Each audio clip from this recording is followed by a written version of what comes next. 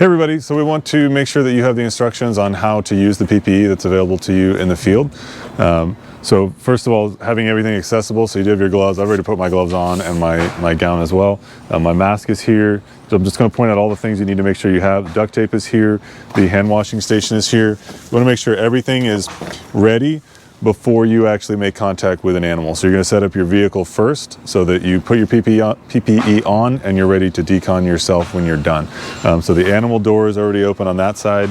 All my other PPE stuff is here. So my hand washing station is here. Try to get that just hanging over so you can wash your hands. Rescue is here because anything that we touch while we're in a potentially contaminated state is going to need to be deconned. So we're going to be spraying things like our hands and the spigot when we need to do that. So the rescue is here. My paper towels are here. Make sure your paper towel roll is started. And I would go ahead and dangle some of this so that you're not fighting with it when you're in potentially contaminated state. That came off, just hang it there. That's ready to go so I can dry my hands. And my soap is here as well. So that gives me plenty of options. I also want to make sure that my trash bag is ready. If you need to, you can maybe like tape it to your wheel or something if it's windy out. Just make sure that that's ready so you can take things off and put it straight into the bag and you don't have to worry about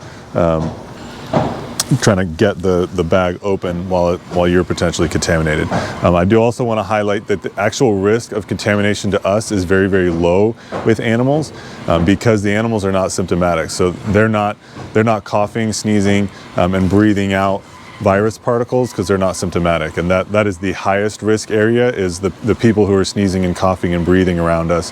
Those are the things that we need to be most concerned about. The animal is not symptomatic, so they're not aerosolizing it, so we're not inhaling that.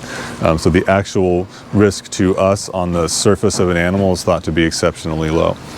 But we are taking precautions. So I'm going to pretend that I have my mask on because you won't be able to hear me if I put it on. So assume that my mask is on. I'm also going to be taping my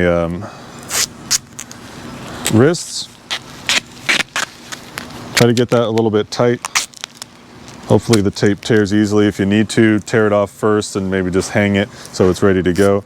Try to keep like a little tab folded over at your wrists and at your ankles as well, if you need it. It really depends on the fit of the booties.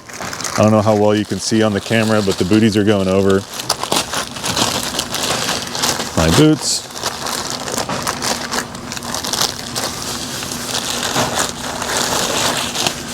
Okay. I'm trying to make sure that there's not visible pant between the boot and the gown. So in this case, with my leg size, I don't need to tape this, but if yours are too loose because they have skinny legs, that's fine. Just put a little tape at the top so they don't fall down. I'm gonna go ahead and put on my other one as well.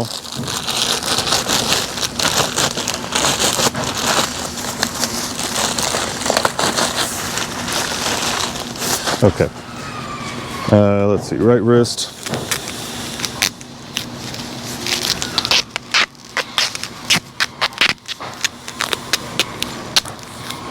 And that's just an extra precaution to make sure that these don't come apart. I've still got good coverage.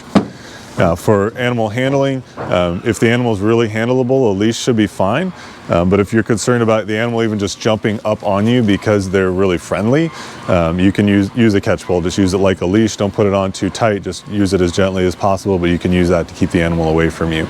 We wouldn't normally do that with a more friendly animal, but if they're just going to be jumping on you and trying to lick you in the face and stuff, feel free to use that tool.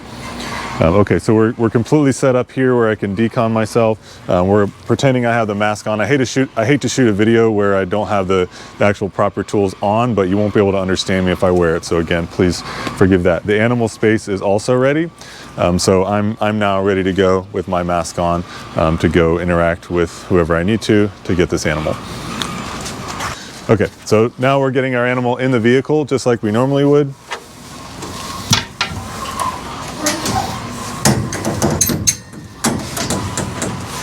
So you have the option in the field to remove any vests or anything that they have on if it's easily done, but you don't need to worry about that either. If they end up at the shelter with like a service vest or harness on or something like that, the shelter staff will take care of it. So don't feel like you need to do that, but you certainly don't want to be handling their leash if possible. Try to use your own leash and try to get as many leashes from the shelter as you can so you can sort of leave the leash with the animal. You don't have to worry about decontaminating the leash in that moment. Okay, so now I'm assuming that I have some surface contact on my hands.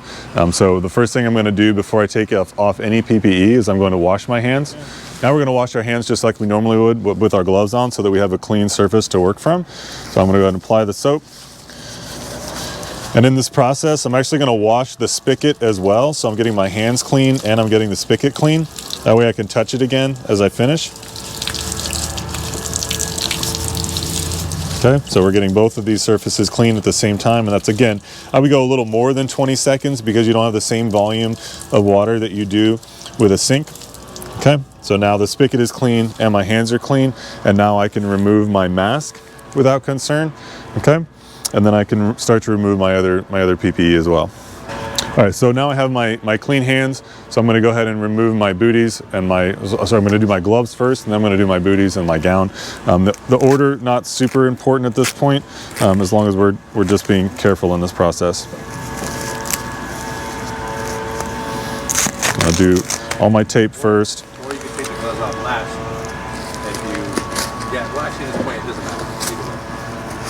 I just messed up your footage. In case you can't tell, I've got Ray in the background giving me advice as I go.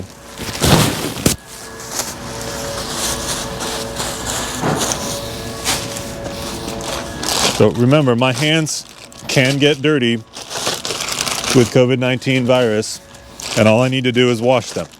Remember, that's always been the guidance from the medical professionals.